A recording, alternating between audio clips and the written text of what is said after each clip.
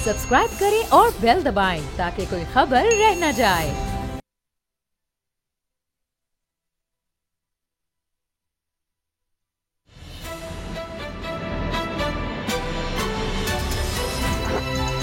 अब पता चला।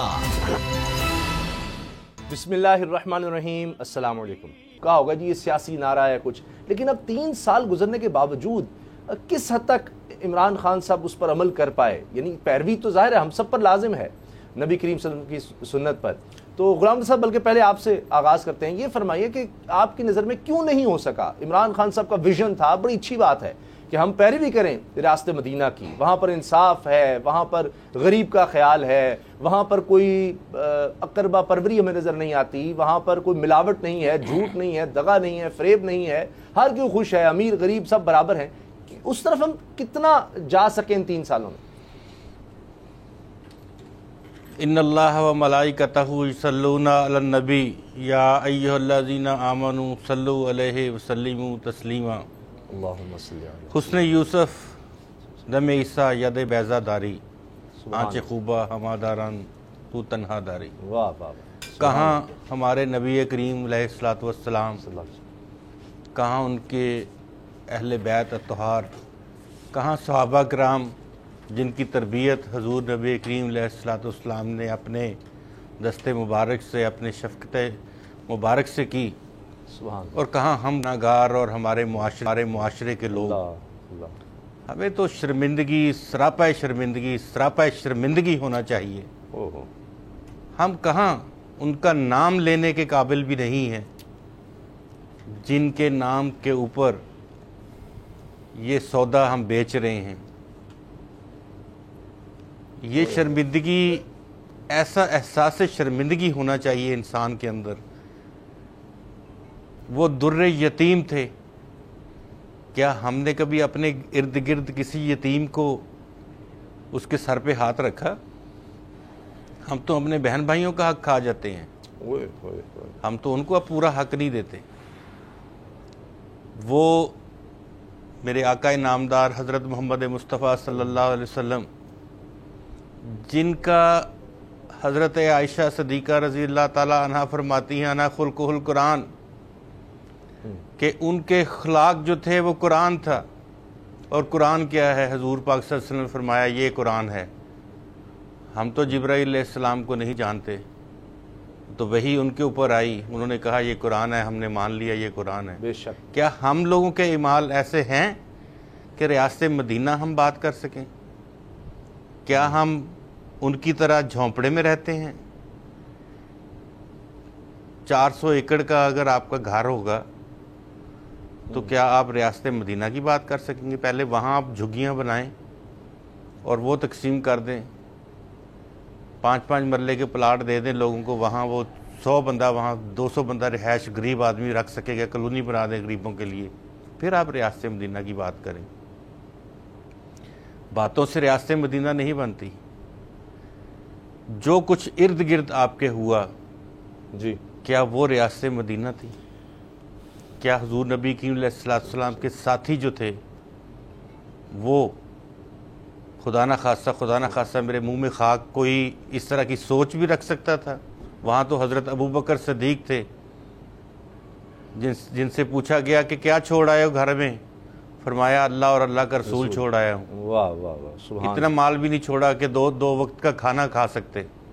और हज़रत उमर फ़ारूक थे, हज़रत उस्मान गनी थे, जो अपने दिरहमों के पूरे मशकीज़ों से वो मुसलमानों के लिए कुएं ख़रीदते थे और फिर वक्फ़ कर देते थे कि इसमें यहूदी भी पिए, इसमें ईसाई भी पिए, इसमें मुसलमान भी पिए, जिसने पीना है पानी पिए। तो हुजूर उसके बाद हज़रत अली अल मुर्तज़ा शेर खुदा फ़ातिह खैबर, उनके नालैन पाक का सदका है सारा, उनके नालैन पाक से निस्बत है हमारी। सुभान अल्लाह। ये तसव्वुर से भी बाहर है। मैं खुदा की कसम बात नहीं कर पा रहा। उनका नाम, उनके नाम के साथ यहाँ किसी का नाम लिया जाए, कहाँ कहाँ मुहद्दिस, लेकिन देखिए कहाँ पे गुलाम साहब, ये बात करना ही अब था। مطلب کمال کر دیا آپ نے، اور جی آپ دل سے بات کر رہے ہیں، یہ بات کرنا ہی عبث تھا جی، وہ ٹھیک ہے، لیکن یہ بات ہی کرنا عبث تھا. میں آپ بالکل میں تعبیر اگر دیکھیں آپ 1% بھی کچھ کر سکتے ہوتے، جی آپ 1% بھی کچھ کر سکتے ہوتے، کسی غریب کے مرم رکھ سکتے، کسی غریب کے دکھوں کا مداوع کر سکتے ایٹ لیسٹ. دیکھیں میں اس بات کے اوپر 100% قائل ہوں، 100% قائل ہوں. میں آج سے ان کو نہیں جانتا، میں تقریباً 24-25 سال سے ان کو جانتا ہوں، 1996-97 سے ان کو جانتا ہوں میں. اچھا، یقین مانیے کہ سخت ترین جھوٹے ہیں، ایگزیجریٹ کر کے بات کرتے ہیں. اور جس بندے کے اندر اس حد تک جھوٹ، مکر، فریب، چلیں نہیں غلام صاحب میرا خیال ہے آپ سمجھ سے تو باہر ہے کہ ان کا نام کسی اور چیز کے پر لے کے جائیں. چلیں میں گزارش کرتا ہوں بابر ڈوگر صاحب سے. بابر صاحب، غلام صاحب کے جذبات اپنی جگہ ظاہر ہے، لوگ پریشان بھی ہیں. چونکہ آپ اتنا کیا کہیں گے کہ ریاست مدینہ کے جب بات کرتے ہیں تو میں اسی لیے گزارش کی کہ پیروی اس کے ساتھ ہمیں کہنا چاہیے. ریاست مدینہ اب کوئی اور کہاں ہو سکتی ہے؟ وہاں جہاں صحابہ کرام ہیں، نبی کریم صلی اللہ علیہ وسلم کے غلام ہیں، وہ دور تو کوئی نہیں. لیکن ہمیں تو یہی اللہ تعالیٰ کا بھی حکم ہے نا کہ لقد کان لکم فی رسول اللہ اسوۃ حسنہ. تو تمہارے لیے، ہم سب کے لیے نبی کریم صلی اللہ علیہ وسلم کی سنت جو ہے بہترین نمونہ ہے. تو بہترین نمونے کی جب بات کریں گے تو وہ ریاست مدینہ ہے. اب ویسی تو نہیں ہو سکتی، لیکن اس کی طرف تو ہم نے چلنا ہے نا، اس کی پیروی تو کرنی ہے، اس کی کوشش تو صحیح تو ہم نے کرنی ہے، ہمارے اوپر لازمی ہے. تو وہ کیوں نہیں ہو پا رہی؟ پہلے تو کسی نے چلیں یہ بات بھی نہیں کی اس طرح سے، یا اتنی دفعہ نہیں کی. کیا یہ محض ایک سیاسی نعرہ تھا، یا عمران خان صاحب نے کوشش کی ہے مگر وہ کر نہیں پائے؟ بسم اللہ الرحمن الرحیم. اسامہ صاحب، سب سے پہلے آقائے دو جہاں، خاتم النبیین، شفیع المرسلین، رحمت العالمین، نبی پاک صلی اللہ علیہ وسلم کے یوم ولادت پر آپ سب کو بہت بہت مبارکباد. بہت آپ کو.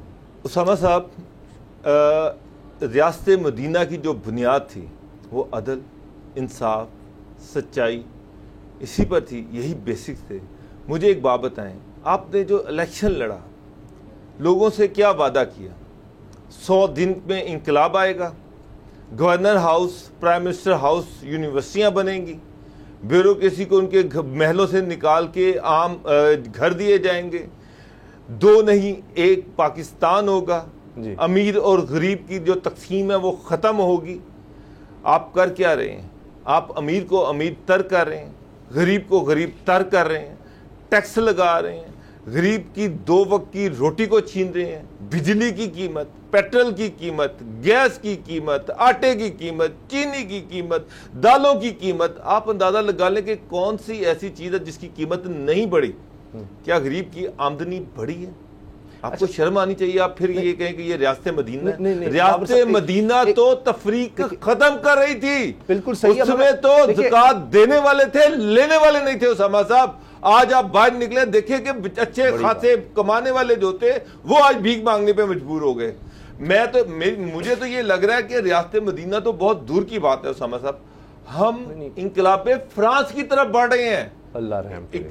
آج کے جو حالات ہیں، آپ انقلاب فرانس کو پڑھیں. اس وقت بھی ایک بورژوا کلاس تھی اور غریبوں پہ مزید ٹیکس لگایا جا رہا تھا، ان کی زندگی کو جیرن کیا جا رہا تھا.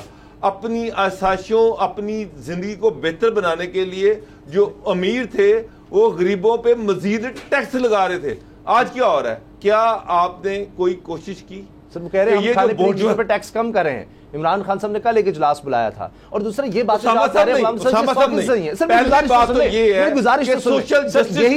یہی سوال یہ جو باہر گاڑیاں آپ کہتے ہیں چمچماتی گاڑیاں سڑکوں پہ پھر رہی ہیں، یہ گاڑیاں جو ہے یہ لوگ ٹیکس دے رہے ہیں. کہاں سے ان کے پاس اتنا پیسہ آ رہا ہے؟ اور وہ غریب آدمی جس کے پاس 2 روٹی نہیں ہے، 2 وقت کی روٹی نہیں ہے، اس کو کیا مل رہا ہے؟ اسامہ صاحب، بات یہ کہ آپ کتابوں میں بھی بڑی اچھی چیزیں لکھی ہیں، دیواروں پہ بڑے اچھے نعرے لکھے ہوتے ہیں، تو پھر اس کا مطلب کہ اس کے پیچھے چل جائیں. بات یہ ہے کہ حکمران کے قول و فعل میں تضاد نہیں ہونا چاہیے، جو وہ کہے وہ کرے۔ اگر یہ کہا گیا تھا کہ یہاں پر ریفارمز آئیں گی تو آنی چاہیے تھیں، اور یہ کہا گیا تھا کہ یہاں پہ یونیورسٹیاں بنیں گی، اتنے بڑے پلیشیل گورنر ہاؤس نہیں ہوں گے، پرائم منسٹر ہاؤس نہیں ہوں گے، اتنے بڑے کمشنر اور ڈی سی ہاؤس نہیں ہوں گے، تو اس کو ختم کریں۔ ایک طرف یہ ہے کہ حکومت کے للے تللے ویسے چل رہے ہیں، آپ دیکھ لیں کہ جو کارٹل بنے ہوئے ہیں اس کو آپ توڑ نہیں سکے، اور آپ ریاست مدینہ کی بات کر رہے ہیں۔ یہ تو عوام کے قوم کے زخموں پر نمک اچھا یہی سوال ہوا کہ جی جو وعدہ کرے کیا یہ وعدہ خلافی ہے؟ تو ایک بڑے عالم دین ہے، میں نام نہیں لوں گا، انہوں نے کہا کہ جی اگر تو جان بوجھ کے کر رہا ہے تو پھر ٹھیک ہے، کیا وہ پھر وعدہ خلافی ہے؟ کیا عمران خان یہ سب جان بوجھ کے کر رہے ہیں، جان بوجھ کے مہنگائی کر رہے ہیں؟ غلام مرتضیٰ صاحب یہ سب جو کچھ ہو رہا ہے اس وقت، اب دیکھ لیں ہمارے پاس جو رپورٹس ہیں کہ جی اب وہ ہمیں پہلے ہی پتا تھا پٹرول مہنگا ہوا ہے، تو اب ہر چیز ہے، ٹرانسپورٹ کی قیمتوں کرایوں میں اضافہ ہو گیا ہے، گھی جو ہے وہ اوپن مارکیٹ میں مہنگا ہو گیا ہے، چینی 110 پہ چلی گئی، دودھ 130 پر، گوشت 1300 تک، اسی طرح سفید چنے، یہ چاول 200، مرغی کا گوشت 352۔ اب یہ کہیں آگے پیچھے ہو سکتا ہے لیکن میں ایک ایوریج آپ کو بتا رہا ہوں، ہر چیز، انڈے 161 روپے پر چلے گئے ہیں۔ اب کیا انسان کھائے گا؟ کریلا 100 روپے، مٹر 240، یہ سبزیوں کی قیمتیں میرے پاس پوری لسٹ موجود ہے، ہر چیز کی قیمت بڑھ گئی ہے۔ اس کے علاوہ جو ملٹی نیشنل کمپنیاں انہوں نے 30%، چاہے اس میں صرف ہے، صابن ہے، شیمپو ہے، کوئی خشک دودھ ہے بچوں کا، کوئی اور سامان ہے، ہر چیز کی قیمت 30% بڑھ گئی ہے۔ اب پیٹرول میں کہا گیا جی 8% اضافہ ہوا ہے، 8 سے 9% آفیشیل فگرز، اور ہر چیز کی قیمت بڑھ گئی ہے 30%۔ تو اب کیا، اب بجلی قیمت میں مزید اضافے کی سمری بھی چلی گئی ہے۔ تو اب یہ اپوزیشن جو نکل رہی ہے پی ڈی ایف مہنگائی کے لیے، اب آج کے دن کی صرف مہلت دی تھی، کل سے اب ملک گیر احتجاج، پہیا جام، یہ ہڑتالیں ہوں گی، کاروبار بند ہوگا۔ غلام رضا صاحب یہ حل ہے؟ دیکھیے جو مہنگائی کی لہر ہے، میں اس کا پورا گناہ گار جو ہے وہ عمران خان صاحب کو نہیں اس حوالے سے کہتا، یا ان کی حکومت کو نہیں کہتا، کیونکہ انٹرنیشنل انفلیشن جو ہے اگر اس کو آپ مد نظر رکھیں تو پاکستان میں بھی اس کے اثرات ہوئے ہیں اور ابھی ہو رہے ہیں۔ میں کہتا یہ ہوں کہ جھوٹ نہ بولا جائے قوم کے ساتھ، جھوٹ نہ بولا جائے یہ کہ جی پاکستان میں قیمتیں پوری دنیا سے کم ہیں، پاکستان میں آٹے کی قیمت پورے خطے کی قیمتوں سے کم، رول کم ہے، بھائی آپ بڑھا دو۔ آگے پروگرام میں مزید بات کریں گے، بلدیاتی نظام پر بھی ہم نے بات کرنی ہے، اس میں بھی اس ٹاپک کو رکھیں گے کہ جی بلدیاتی نظام پنجاب میں بحال ہوا ہے، کیا وہ قیمتیں کنٹرول کر سکے گا؟ لیکن بریک کے بعد ہم نے بات کرنی ہے کہ بھارت نے کیا ایک اور سرجیکل سٹرائک کوشش کی تھی، بھارتی آبدوز کو کس طرح پاکستان نے پکڑا ہے، کمال کر دیا پاکستان کی نیوی نے۔ بریک کے بعد بات کریں گے، نیوز اپڈیٹس کا وقت ہے۔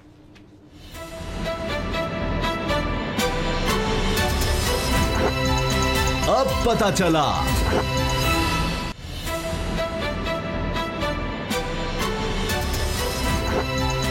اب پتہ چلا،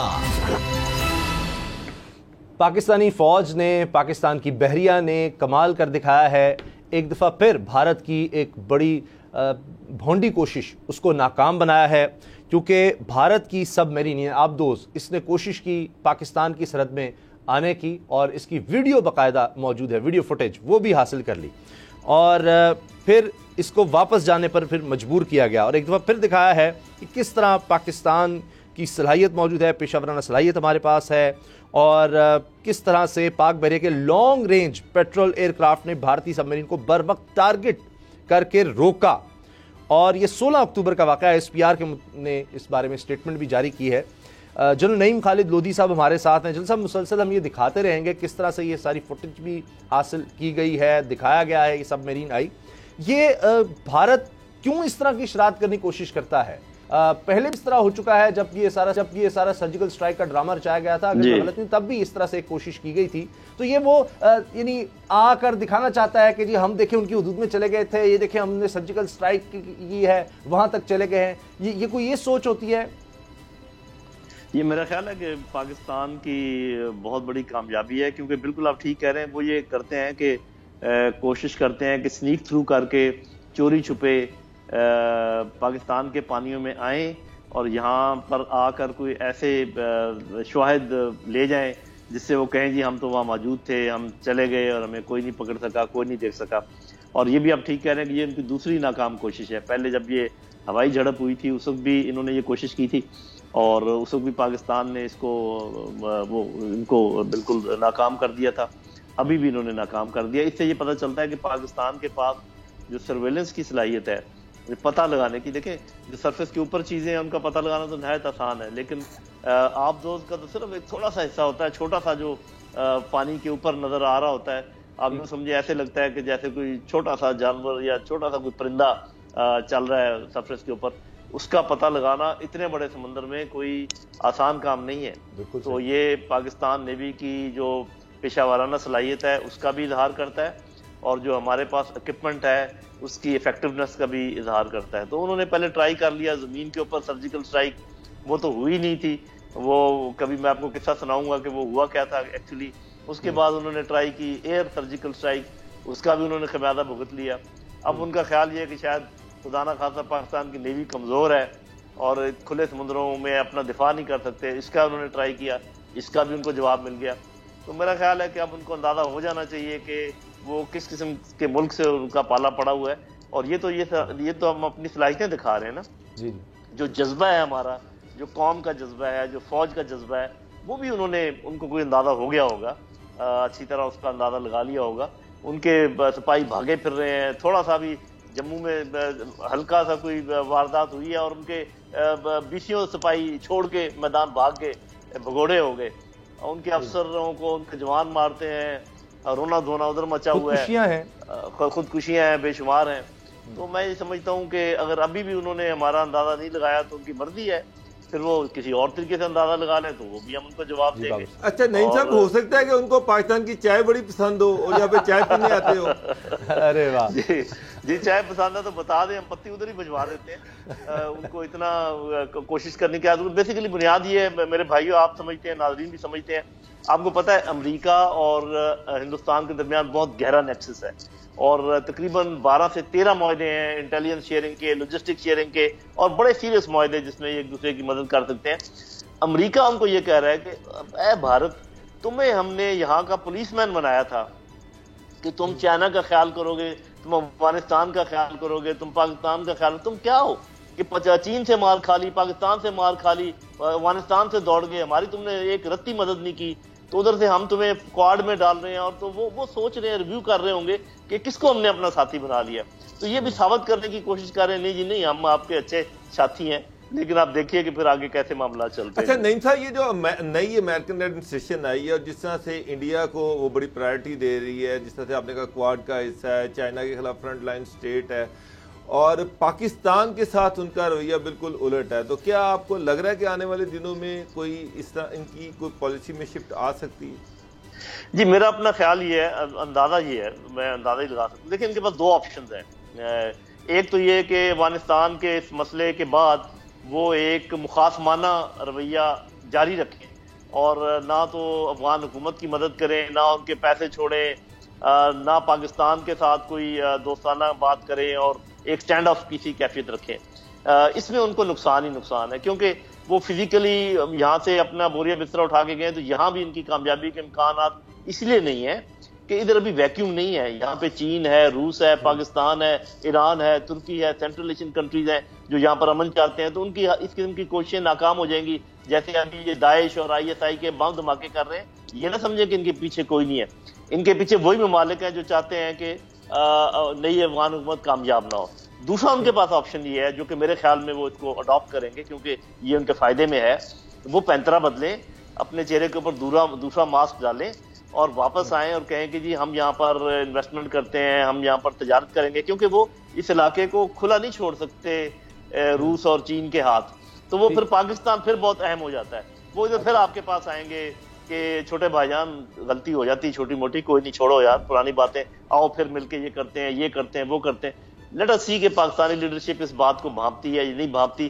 ہم بھی ان کے ساتھ تعاون کرنے کو تیار ہیں امن کے لیے, تجارت کے لیے, لیکن وہ پھر اگر NGOs کو اندر لے کر آئیں گے اور جب یہاں پر اپنے تجارتی بیس بنائیں گے, ان سے اور کام خراب کرنے کی کوشش کریں گے, افغانستان کو ہمارے تعلقات خراب کرنے کی کوشش کریں گے, ان چیزوں پہ ذرا ہمیں ہوشیار رہنے کی ضرورت ہے. جی اچھا جنرل صاحب, بھارت خرچ تو بہت زیادہ کر رہا ہے, اب وہ اپنی ایئر پاور کو اور زیادہ بڑھانے کی کوشش کر رہا ہے, رافیل جہاز اور تیجا, ابھی آپ دوزیں بڑی ایئر کرافٹ کیریئر, تو یہ اس زون میں آ جاتا کہ جی ایئر کرافٹ کریڈٹ ہمارے پاس آ گیا ہے, پاکستان کے پاس طرح کی چیز نہیں ہے. تو یہ اب سمندری حدود, آپ نے بڑی خوبصورت بات کی کہ پہلے ہم نے دیکھا جی انہوں نے ایک سرجیکل اسٹرائک کا ڈرامہ جو ہے جی زمینی طور پر, پھر فضائی, اب انہوں نے کہا جی اس طرح سے کریں. تو یہ سمندر میں تو زیادہ مشکل نہیں ہوتا کیونکہ اس طرح سے وہ ریڈار سسٹم ہونا یا وہاں پر کوئی پاپولیشن تو ہے نہیں, اور سمندر اتنا وسیع.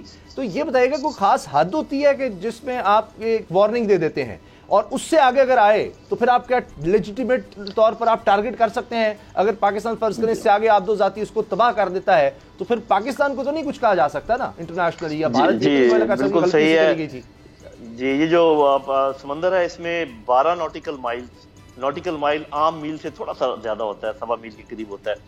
12 نوٹیکل مائل یعنی کہ 12 سمندری میل تک جو حدود ہیں وہ اس کو ٹیریٹوریل واٹرز کہتے ہیں, یعنی کہ وہ اس ملک کا حصہ ہوتا ہے.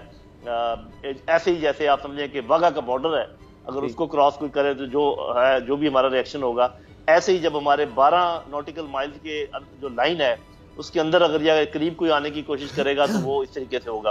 اس کے علاوہ آپ کو پتا ہے 200 نوٹیکل مائل تک ہوتا ہے EEZ ایکسکلوسیو اکنامک زون, اس میں سے لوگ گزر سکتے ہیں, بحری جہاز آپ سب گزر سکتے ہیں, لیکن وہاں پر کوئی اکنامک ایکٹیویٹی نہیں کر سکتے ہماری اجازت کے بغیر. تو یہ جب فوجی قسم کی چیزیں آپ کے 12 نوٹیکل مائل کے قریب آتی ہیں تب ان کو وارننگ دی جاتی ہے, اور وہ ان کو اس دفعہ ایسے ہی ہوا ہے, یہ نہیں کہ وہ اندر آ گئے تھے, وہ قریب آنے کی کوشش کر رہے تھے, کیونکہ اندر آتے تو آپ ٹھیک کہہ رہے ہیں کہ ان کو تو مارا بھی جا سکتا ہے. یہ الگ بات ہے کہ بعض اوقات ٹینشن نہ کرنے کے لیے آپ ان کو کہہ دیتے ہیں بھی آپ غلطی سے آئیں یا جان کے آئیں, بتائیں ہمیں, آپ ہماری رینج میں ہیں, ہم آپ کو اگلے 5 سیکنڈ میں مار دیں گے. تو وہ پھر ان کے پاس وارننگ کے طریقے, اور نیوی کا کوئی افسر اگر آپ بلائیں تو وہ آپ کو بتا سکتے ہیں کہ کس طریقے سے یہ ان کو وارن کرتے ہیں اور بتاتے ہیں.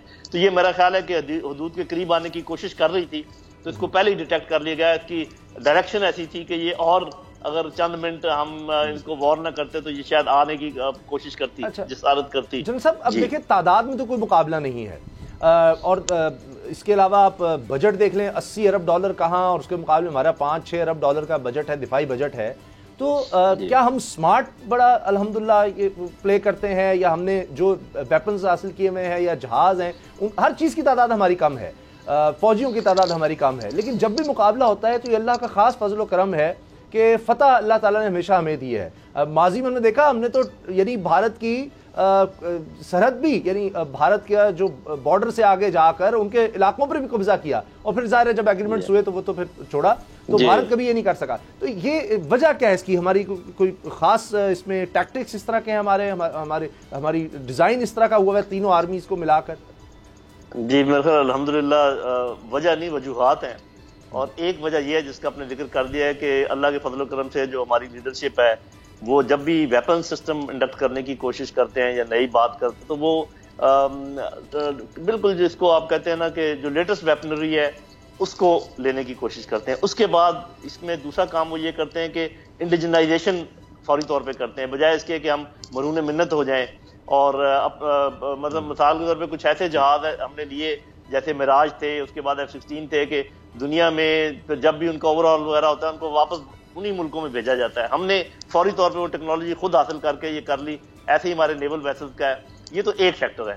دوسرا فیکٹر ہے جذبہ ایمانی, اور اس کی وجہ سے تیسرا فیکٹر پھر اللہ کی مدد. تو ہم اپنے جذبہ ایمانی, شہادت کا شوق, اللہ پر بھروسہ, اور پھر پوری اپنے جس کو کہتے ہیں کہ گھوڑے تیار رکھنا, وہ کرتے ہیں تو پھر اللہ کی مدد تو خود آتی ہے. اور یہ شان ہے اس کی, ہاں جی, یہ اس کا کرم ہے میرے اللہ کا, میرے آقا کا, کہ ہم نے کبھی ہزیمت کا سامنا نہیں ہمیں کرنا پڑا. انشاءاللہ آئندہ بھی مدد رہے گی. جی انشاءاللہ. غلام رضا صاحب میرا خیال آپ سوال کرنا چاہ رہے تھے. جس طرح سے ہم دیکھ رہے ہیں کہ پوری دنیا میں نیول فورسز اور ایئر فورس جو ہے ان کی صلاحیتوں میں اضافے کے لیے بہت زیادہ بجٹنگ کی جاتی ہے, بہت زیادہ ان کی طرف توجہ کی جاتی ہے. اور اب ہم نے یہ دیکھا کہ گزشتہ جو بھی واقعات ہوئے ہیں, جو ایڈونچر انڈیا نے کرنے کی کوشش کی, ناکام ہوئے, اور ناکامی سے دوچار کرنے میں ہمیں سب سے زیادہ جو خدمات فراہم کی ایئر فورس کی جانب سے, ابھی نیوی کی جانب سے, تیسرا long range patrol aircraft نے اس کو مسلسل تیسری دفعہ اس کو ٹارگٹ کیا, روکا, اور پھر اس کے بعد انٹرسیپٹ کر کے واپس جانے پہ مجبور کیا. تو کیا آپ سمجھتے ہیں کہ ہمیں مزید اپنی نیوی اور اپنی فضائیہ کو بجٹنگ کرنے کی ضرورت ہے اور نئی ٹیکنالوجیز ان کو فراہم کرنے کی ضرورت ہے. جی دیکھیں، جس قسم کا دشمن ہے اور جتنا بڑا ہے اور جتنا بڑا ان کا بجٹ ہے اور جتنی بڑی ان کی فوج ہے، یہ جو آپ کا پوائنٹ ہے یہ تو ہر حالت میں ہمیں ضرورت پڑتی رہے گی. لیکن پھر ہم نے اپنے ملک کی طرف بھی دیکھنا ہے، ملکی حالات کی طرف بھی دیکھنا ہے، اپنے عوام کے حالات کی طرف بھی دیکھنا ہے. اور میرا خیال ہے کہ یہ مناسب نہیں لگتا کہ ہم یہ کہیں کہ جی ملک کے ساتھ جو بھی ہوتا رہے، ہمیں تو چاند چاہیے. تو میرا خیال پاکستانی افواج کا رویہ یہ نہیں ہے. آپ نے دیکھا ہوگا کہ وہ اپنا پیٹ بھی کاٹ لیتے ہیں، اپنا بجٹ بھی کم کر لیتے ہیں، لیکن اس کے باوجود اپنی صلاحیتوں کو وہ چمکا کے رکھتے ہیں. اور اس کی ایک وجہ جو میں نے آپ کو بتائی نا کہ یہ انڈیجنائزیشن، کہ آپ یہ دیکھیے کہ JF-17 تھنڈر جو ہم نے تیار کیا ہے اور ابھی ہم ایکسپورٹ بھی کر رہے ہیں ملکوں کو، یہ جو اسی کے ساتھ کے دوسرے جہاز ہیں اس کا 1/4 1/5 اس کا بجٹ ہے. اور اسی طریقے سے ہم جب اپنے میزائل تیار کرتے ہیں تو یہ اللہ کا خاص فضل، عوام کی سپورٹ، جذبہ شہادت اور عقل کا استعمال کریں. یہ نہ سمجھا جائے کہ ہم صرف دل پر بھروسہ کرتے ہیں. ہم دل اور دماغ دونوں کا بہترین امتزاج رکھتے ہیں، اور کسی نے بھی میلی آنکھ سے دیکھا، چاہے وہ کتنا بھی بڑا ہو، اس کے ہم ضرور دانت کھٹے کریں گے. بہت بہت شکریہ، بہت بہت شکریہ جنرل لودھی صاحب، آپ نے ہمیں وقت دیا. آج کا دن بھی بڑا بابرکت، بڑا خوشی والا دن ہے، اور ایک اور خوشی اس دن اللہ تعالیٰ نے ہمیں دی ہے کہ ہمیں نظر آتا ہے کہ ہمارا دفاع کتنا مضبوط ہے. نبی کریم صلی اللہ علیہ وسلم کے صدقے، یہ انہی کے نام پر جو کلمہ ہمیں انہوں نے پہنچایا، اسی پر ہی ہم نے وطن یہ حاصل کیا. تو ابھی بریک کا وقت ہے. بریک کے بعد ہم بات کریں گے کہ بلدیاتی ادارے پنجاب میں بحال ہو گئے ہیں، اس کا عوام کو کتنا فائدہ ہوگا. بریک کے بعد بات کرتے ہیں.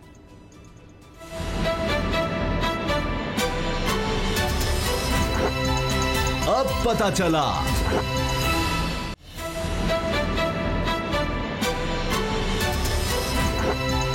اب پتہ چلا. پنجاب کے باسیوں کو بہت بہت مبارک ہو جی. بلدیاتی ادارے بحال کر دیے گئے ہیں اور سب نے اپنا چارج بھی دوبارہ سنبھال لیا ہے. میں دیکھ رہا تھا جی لاہور میں اب کہا جا رہا ہے کہ چونکہ ڈینگی کی وبا بہت زیادہ پھیل گئی ہے تو اس کے لیے بلدیاتی ادارے ایکٹیو ہو گئے ہیں. غلام مطیع صاحب، کچھ کر سکیں گے بلدیاتی ادارے؟ اب عثمان بزدار صاحب نے حکم کی تعمیل کر دی ہے سپریم کورٹ کے، یہ اچھا کر دیا ہے. میں تو سمجھتا ہوں ویسے بھی یہ حکومت کے لیے ایک بہت ہی اچھا فیصلہ ہو گیا ہے، کیونکہ الیکشن کرانے کی پوزیشن میں نہیں تھے. بڑا برا حال ہو جانا تھا اس مہنگائی کے بعد، تو بہتر ہی ہوا کہ وہ پرانے ادارے بحال ہو گئے. دیکھیں، اس موقع کے اوپر جب یہ کیا گیا ہے، یہ کیا گیا نہیں کہا جا سکتا اس کو، یہ تو کروایا گیا ہے. اگر ان کی بل ہوتی تو یہ جو لوکل گورنمنٹ ایکٹ تھا 2013 کا، اسی کو یہ ختم ہی نہ کرتے. اس کو ختم انہوں نے اس لیے کروایا 2019 میں تاکہ جو نمائندے ہیں جو منتخب ہوئے ہیں ان کو ان کا چارج نہ مل سکے، وہ کام نہ کر سکے. کیسے یہ جمہوریت ہے؟ مجھے سمجھ سے باہر ہے کہ آپ کہتے ہیں جی میں جمہوری آدمی ہوں، مجھے جمہوریت جو پسند ہے، میں گراس روٹ لیول پہ جمہوریت جو ہے وہ لے کے آنا چاہتا ہوں، غریب بندے کو خوشحال کرنا چاہتا ہوں. اور یہ حق مار کے رکھا 3 سال سے. 19 سے ادارے یہ بند تھے. انہوں نے بنائے اچھے نہیں تھے بلدیاتی ادارے، ان کے پاس پاور نہیں تھی. جو ہم نظام لا رہے ہیں وہ بالکل انڈیپینڈنٹ ہوگا، ان کے پاس پیسے بھی جائیں گے. یہ تو ایسی بنائے سب صاحب یہ کوئی حالانکہ یہ دیکھیں مشرف صاحب کا آئین میں بڑا کلیئرلی لکھا ہوا ہے کہ آپ کی جمہوریت اس وقت تک کمپلیٹ نہیں ہوگی جب تک کہ بلدیاتی ادارے جو ہیں وہ ان پلیس نہیں ہوں گے. جی اب مجھے ایک بات بتائیں کہ شہباز شریف صاحب 10 سال رہے ہیں، اور 10 سالوں میں سب سے پہلے تو انہوں نے بھی یہی کیا مشرف کے ناظمین کے ساتھ جو اب عمران خان صاحب نے نون لیگ کے ناظمین کے ساتھ کیا، اس کے میئرز جو ہیں ان کے ساتھ کیا. شہباز شریف کا بھی دل نہیں کرتا تھا کہ میں الیکشن کراؤں، کئی سال الیکشن نہیں کروائے گئے. جب سپریم کورٹ نے ڈنڈا دے دیا کہ اب الیکشن کروائیں تو وہ الیکشن کروا دیے اور ان کو اختیارات تک نہیں دیے گئے. اب وہی کام خان صاحب نے کیا. یہ جب آئے ہیں وہ بھی جمہوریت کے چیمپئن بنتے تھے، ووٹ کو عزتوں کی بات کرتے ہیں لیکن لوگوں کو ان کے حقوق دینے کے لیے تیار نہیں ہیں. اب جب خان صاحب آئے ہیں تو انہوں نے بھی آتے ساتھ سب سے پہلا جو حملہ کیا وہ لوکل گورنمنٹ پہ کیا. ویسے خان صاحب ویسٹ کی مثالیں دیتے ہیں، ویسے خان صاحب کہتے ہیں کہ جی مجھے لندن سے زیادہ کوئی نہیں جانتا. میرا سوال ہے خان صاحب سے کہ مجھے ایک بات بتا دیں کہ ایک میئر ہے لندن کا، اگر لندن میں اگر یو کے میں گورنمنٹ چینج ہو جاتی ہے تو کیا وہ لندن کے میئر کو اتار دیں گے، اس کے اختیارات کو ختم کر دیں گے، کیا اس کو فارغ کر دیں گے؟ کبھی ہسٹری میں یہ آپ نے دیکھا ہے؟ مسئلہ یہ اچھی تقریریں تو ہر ایک کو کرنی آتی ہیں، تقریریں جتنی مرضی کر لیں، اصل چیز ہے کہ اسامہ صاحب آپ جو کہہ رہے ہیں کیا اس کو امپلیمنٹ کر رہے ہیں؟ ہر تقریب میں 6 دفعہ آپ کہتے ہیں کہ مجھ کو ویسے زیادہ کوئی نہیں جانتا، لیکن آپ نے آگے بلدیاتی نہ الیکشن کروا رہے ہیں اور نہ ہی جناب آپ پچھلی گورنمنٹ کو چلنے دے رہے ہیں۔ سب کا یہی حال ہے نا، چاہے آپ سندھ گورنمنٹ کو دیکھ لیں گے۔ جی بالکل، میں کسی بھی ایک سسٹم یا ایک کسی پارٹی کی بات نہیں کر رہا ہوں، یہ جتنے بھی جمہوریت کے چیمپئن آپ کو نظر آتے ہیں ان کے ادوار میں آپ دیکھ لیں، آپ کو سیم میرا دیکھیں صرف ایک آرگومنٹ ہے کہ آپ نے یہ کہا تھا کہ میں ڈیفرنٹ ہوں، آپ کے اوپر ہم لوگوں نے امید لگائی تھی، آپ یہ کہہ رہے تھے کہ میں ریاست مدینہ میں بنانے جا رہا ہوں، آپ سے ہم نے امید لگائی تھی کہ آپ ہمارے جیسے ہیں، آپ کی جاگیریں نہیں ہیں، آپ کے کارخانے نہیں ہیں، آپ کے ویسٹڈ انٹرسٹ نہیں ہوں گے، لیکن آپ نے ارد گرد ان لوگوں کا ٹولہ رکھا جن کے ویسٹڈ انٹرسٹ شریف برادران کی طرح تھے، جن کے ویسٹڈ انٹرسٹ پیپلز پارٹی کی طرح تھے۔ جب وہی سسٹم، وہی کیچڑ، اسی میں ہم نے زندہ رہنا ہے تو پھر کیوں اس طرح کی باتیں آپ کرتے رہے ہیں؟ یہ بلدیاتی ادارے بحال ضرور ہو گئے ہیں لیکن ان کو اختیار اب بھی نہیں دیا جائے گا، یہ میں آپ کو لکھ کے بات کرتا ہوں، آپ نوٹ کر لیں، یہ قطعاً ان کو اختیار نہیں دیا جائے گا، یہ بس وہاں جائیں گے، جا کے کوئی مالی بھرتی کر لیں گے یا کوئی اور کچھ کر لیں گے، اس طرح کے کام کر لیں گے، بجٹ ان کو نہیں دیا جائے گا۔ حالانکہ یہ پہلا اتنا ڈینگی پھیل گیا ہے کہ کوئی گھر آپ سمجھیں کوئی خاندان اس سے محفوظ نہیں ہے۔ میرے ارد گرد کتنے لوگوں کو ہو چکا ہے۔ فروری ایک ڈینگی کا ایس او پی ہے کہ فروری میں اس کی پہلی میٹنگ ہوتی ہے، اس میٹنگ میں جائزہ لیا جاتا ہے ڈینگی کا، اس کے بعد سر میئر لاہور جو ہے کرنل ریٹائرڈ آپ مانیں گے کہ پچھلی گورنمنٹ یہ عثمان بزدار کی گورنمنٹ نے ڈینگی کے حوالے سے کوئی میٹنگ ہی نہیں کی، سپرے خریدا ہی نہیں گیا۔ اب سر کرنا تو دور کی بات ہے، حکومت بحال ہو گئی ہے آ گیا اس وقت آپ سپرے خرید رہے ہیں، اب تو وہ پل گیا ہے، اب تو وہ ڈینگی بربادی پہ رہا ہے، اب وہ اس سپرے سے کیسے ختم ہوگا؟ جب ختم کرنا تھا لاروا اس وقت انہوں نے سپرے خریدا ہی نہیں ہے۔ اچھا کیا یہ غلام صاحب کہیں لوگوں سے کنیکٹ نہیں ہو پا رہی بلدیاتی حکومت؟ لوگ نکلتے ہی نہیں، ان کو فرق نہیں پڑتا ہے نہیں ہے، کیا وجہ ہے اس کی؟ ڈیلیور کرے بلدیاتی حکومت تو شاید لوگ ایسا نہیں ہے، یہ نیکسس ہے۔ دیکھیں ہر کوئی عدالتوں کے پیچھے چھپ جاتا ہے اور پھر اس کے بعد 2-4 سال بعد پھر وہاں سے کوئی نہ کوئی اپیل خارج ہو جاتی ہے یا کوئی فیصلہ ہو جاتا ہے، تو اس کے نتیجے میں کوشش کی جاتی ہے دوبارہ سے نئے سرے سے۔ اب ان کے پاس کتنا وقت رہ گیا ہے جو یہ وہاں پہ بیٹھیں گے؟ سب سے پہلی تو امینڈمنٹس تھیں جو کہ سابق صدر مشرف کے دور میں جو لوکل گورنمنٹ ایکٹ آیا تھا، اگر اس کو لیٹر اینڈ اسپرٹ کے ساتھ جاری رہنے دیا جاتا اور وہاں پہ آہستہ آہستہ جو اکاؤنٹس کے لوگ تھے ان کے پاس پیسے جانے شروع ہو گئے تھے، وہ ہر بندہ اپنے ہاتھ میں رکھنا چاہتا ہے فنڈز کو۔ یہ فیڈرل گورنمنٹ بھی، یہ بھی موجودہ بھی، پچھلے حکمران بھی، وہ تو یہ چاہتے ہیں کہ ایم این ایز کو ہم فنڈ دیں، ایم این ایز آدھے پیسے خود کھا لیں، خود اپنے ٹھیکیداروں سے کام کرا لیں۔ لیکن غلام مرزا صاحب ہر گورنمنٹ کی یہ کوشش رہی ہے کہ آخری 6 مہینوں میں یا 8 مہینوں میں بلدیاتی الیکشن کروائیں تاکہ جب انٹرم سیٹ اپ آئے تو بلدیاتی ادارے تو انٹیکٹ ہوں گے نا، تو وہ اس وقت مینوورنگ کریں ان کے حق میں، گلی محلے میں ان کے بندے ہوں گے، وہ چھوٹے چھوٹے کام کرتے رہیں گے اور اس کے ووٹ پکے کرتے رہیں گے۔ لیکن یہ کسی کی خواہش نہیں ہے کہ جناب ہم ان کو پورے اختیارات دیں، ان کو پیسے دیں، صرف ان کو پولیٹیکلی یہ یوز کرنا چاہتے ہیں۔ جو نیا نظام تحریک انصاف لے کر آنا چاہ رہی تھی یا چاہ رہی ہے، وہ بھی آپ کو لگتا ہے ایسے ہی ہے؟ اس میں بھی اختیارات نہیں ہیں؟ وہ تو کہہ رہے ہیں 30% ہم تو پیسے ہی ان کو دیں گے ڈائریکٹ، 30%۔ دیکھیے 100% کیوں نہیں؟ آپ کا جو پی ایس ڈی پی ہوتا ہے کسی بھی صوبے کا یا پی ایس ڈی پی ہوتا ہے وفاق کا، وہ ہوتا ہے وفاق کی ثوابدید کے اوپر۔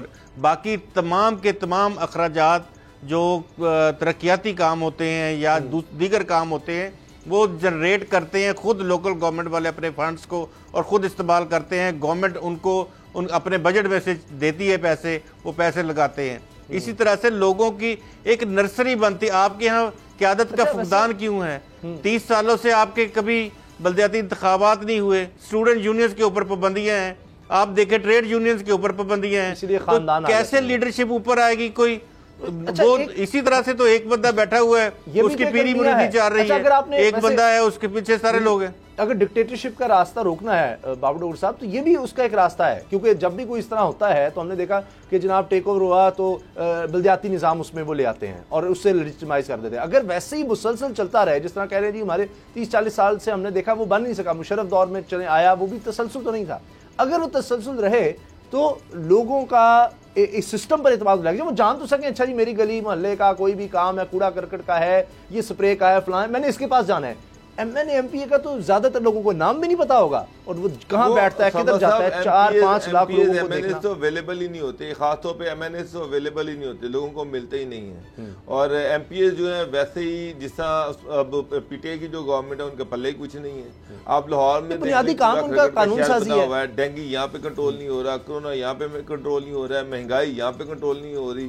آپ جب کبھی کہتے ہیں کہ جی ہم یوتھ وہ بنا دیں گے, کیا نام ہے, یوتھ فورس بنا دیں, ٹائیگر فورس جا رہے ہیں, تو اس سے بہتر ہے ٹائیگر فورس ہے کہ آپ بلدیاتی اداروں کو ایکٹیو کریں, فعال کریں, ان کو اختیارات دیں, وہ مہنگائی کو کنٹرول کریں, بجائے کہ آپ اس طرح کی فورسز بنانا. سر مہنگائی تو کنٹرول ہو جائے تو الیکشن بھی کرا دیں گے نا. مہنگائی نہیں کنٹرول ہو رہی, مہنگائی تو ساتھ ہی وہ الیکشن بھی بلدیاتی کروائیں گے, ان کی مجبوری بھی ہے, اگلے الیکشن کے لیے بھی تو کچھ کرنا ہے. ہیڈ لائنز کا چونکہ وقت ہو رہا ہے, آپ سے اجازت چاہیں گے, اجازت دیجیے, اللہ حافظ.